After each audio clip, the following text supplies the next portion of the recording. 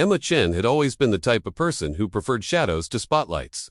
At 25, she worked as a librarian at the city's main branch, a job that perfectly suited her quiet nature and love for books. She lived alone in a small apartment, had a handful of close friends, and generally avoided anything that might draw attention to herself, which made her current situation all the more terrifying. She sat in the pristine waiting room of the Meridian Private Medical Center, her sweaty palms gripping a well-worn paperback novel that she couldn't focus on. The words blurred together as her mind raced with anxiety about the procedures she was scheduled for. It wasn't life-threatening, just a minor cosmetic surgery to remove a birthmark on her shoulder that had always made her self-conscious. She'd saved for 2 years to afford it at this exclusive clinic, choosing privacy over the public hospital where she knew she'd feel even more exposed. The waiting room spoke of wealth and discretion. Soft classical music played overhead, and the furniture looked like it belonged in a luxury hotel rather than a medical facility. Emma felt out of place in her simple jeans and cardigan. But the receptionist had been kind and professional when she'd checked in. Emma Chen, a nurse in crisp scrubs, appeared at the doorway, clipboard in hand. Emma's heart lurched. This was it. She gathered her purse and followed the nurse down a hallway lined with artwork that probably cost more than Emma's annual salary. Dr. Harrison will be performing your procedure today, the nurse explained as they walked. He's one of our most skilled surgeons, and you're very fortunate to have him. He usually only takes the most complex cases, but he had an opening in his schedule. Emma nodded, though inside she felt a flutter of new anxiety. She'd requested the most anonymous surgeon possible, someone who would do the job professionally and forget about her immediately afterward.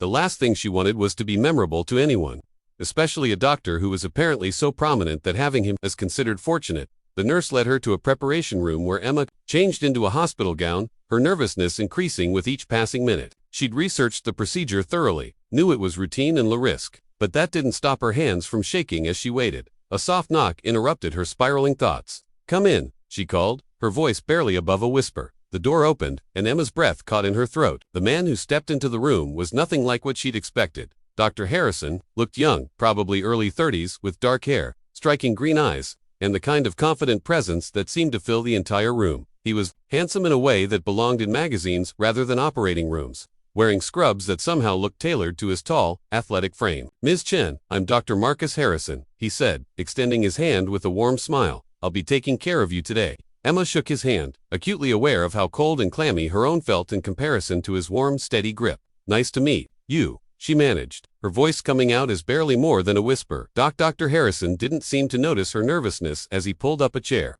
sitting down so he was at eye level with her instead of towering over her. The gesture was unexpectedly thoughtful, and Emma felt a tiny bit of her tension ease. "I've reviewed your file, and this should be a very straightforward procedure," he said, his voice calm and reassuring. "The birthmark on your shoulder is small, and surface level. We'll use local anesthetic so you'll be awake throughout, and the whole thing should take about 30 minutes. Do you have any questions?" Emma had prepared a list of questions, but sitting across from this unexpectedly attractive doctor, her mind went blank. I think I understand everything. Are you nervous?" he asked gently. "It's completely normal if you are. Even minor procedures can feel overwhelming." Something in his tone, kind without being condescending, made Emma look up and meet his eyes. "I am nervous," she admitted. "I don't really like ... attention.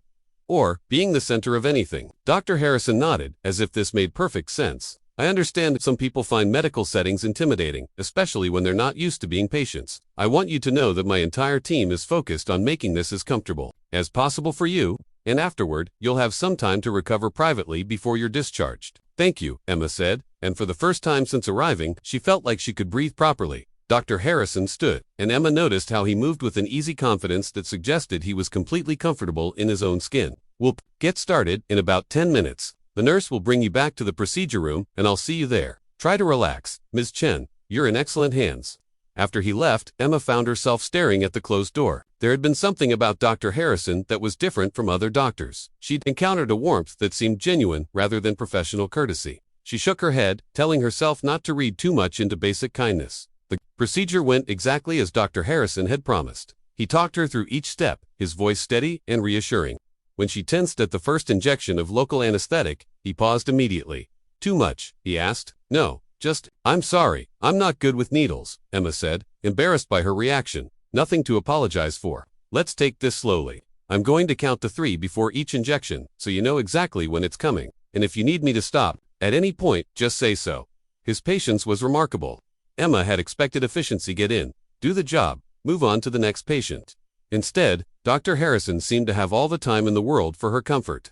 When the procedure was finished, he personally applied her bandages and gave her detailed aftercare instructions. "You did great," he said as he helped her sit up. "The site looks perfect, and you should heal beautifully. I'd like to see you back in a week to check how you're healing." Emma nodded, though the thought of seeing him again sent an unexpected flutter through her stomach. "Will you be doing the follow-up?" "Typically, our nurse practitioners handle routine follow-ups, but I like to personally check on my patients when the case is straightforward like yours." He paused, and Emma thought she caught something that looked like uncertainty cross his features. "Unless you'd prefer to see someone else." "No," Emma said quickly, then blushed at how eager she sounded. "I mean, that would be fine. If it's not too much trouble." Dr. Harrison smiled, and Emma noticed that it reached his eyes in a way that seemed different from his professional demeanor during the procedure. "No trouble at all. I'll see you next week, Ms. Chen." The week that followed was unlike any Emma had experienced. She found herself thinking about Dr. Harrison at the oddest moments while shelving books, during her lunch break, even while watching television at night. She told herself it was just gratitude for his kindness, but she couldn't explain away the butterflies that appeared. Whenever she thought about her upcoming appointment, she took extra care getting dressed for the follow-up visit, choosing a soft, blue sweater that brought out her eyes, and actually applying lip gloss for the first time in months. Then she spent the entire drive to the clinic berating herself for acting like a teenager with a crush. Dr. Harrison greeted her with the same warm smile when she arrived at his office for the appointment. His office was sophisticated but comfortable, with medical degrees from prestigious universities displayed alongside photographs of what looked like humanitarian work in various countries. "How has the healing been?" he asked as he carefully examined the surgical site. "Good, I think. It doesn't hurt anymore." "Excellent. The healing is progressing perfectly." He stepped back and made some notes in her chart. "You can resume all normal activities, including swimming and exercise." Emma nodded, though she rarely did either. "Thank you for everything you were at. It was much less scary than I thought it would be." Dr. Harrison set down his pen and looked at her with an expression she couldn't quite read. "Can I ask you something, Ms. Chen? And please feel free to say no if it's too personal." Emma's heart started beating faster. "Okay, what made you decide to have the birthmark removed? You mentioned not liking attention, and this seemed like something you'd thought about for a long time." Emma felt heat rise in her cheeks. She hadn't expected this question, and certainly not the genuine curiosity in his voice. It sounds silly. I doubt that." She looked down at her hands. "I've never worn anything sleeveless in public. Not tank tops, not dresses, nothing. I know it's just a birthmark, and most people probably wouldn't even notice it, but I felt like it was this huge, obvious thing that everyone would stare at. I wanted to feel, normal, I guess." When she looked up, Dr. Harrison was watching her, with an expression of understanding that surprised her. "That doesn't sound silly at all. We all have things that make us feel self-conscious, even when others might not see them the way we do." "Do you?" Emma asked before she could stop herself, then immediately wished she could take the question back. "I'm sorry, that's too personal. It's okay." Dr. Harrison was quiet for a moment, as if deciding whether to answer. "I have a scar on my back from a car accident when I was 16. For years, I wouldn't take my shirt off at the beach or pool. Even now, as a surgeon who sees scars and imperfections every day, I sometimes feel